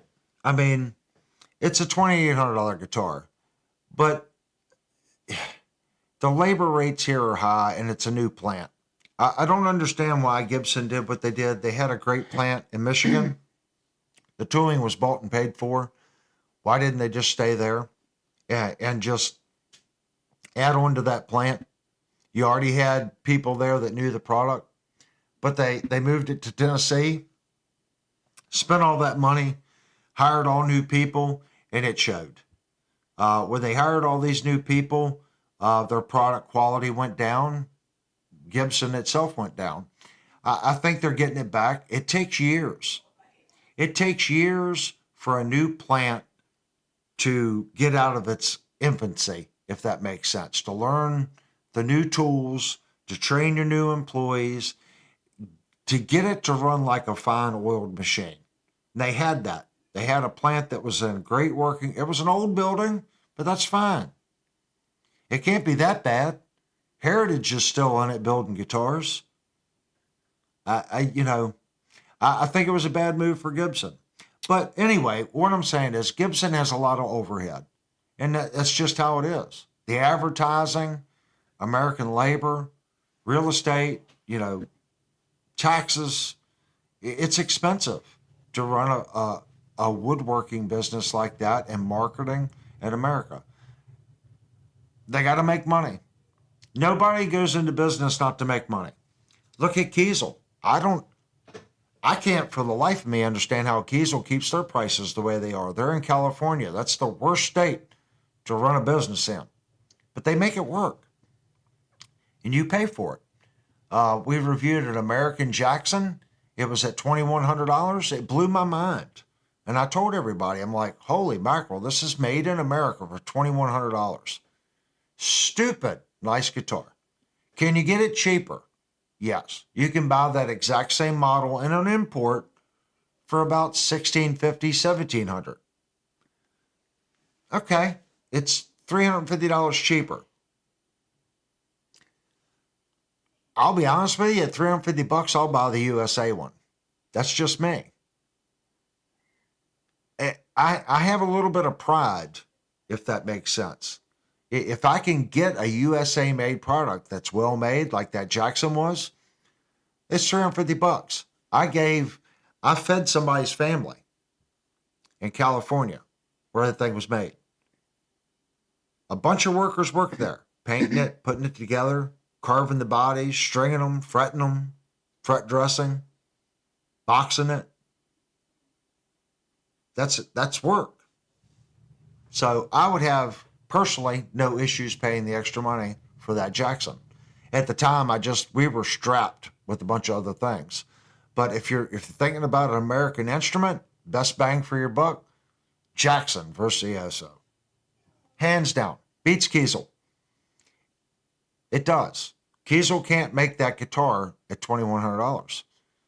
And I've seen them as cheap as $1,950 with the FR 1000 bridge. Seymour Duncan pickups, Goto locking tuners.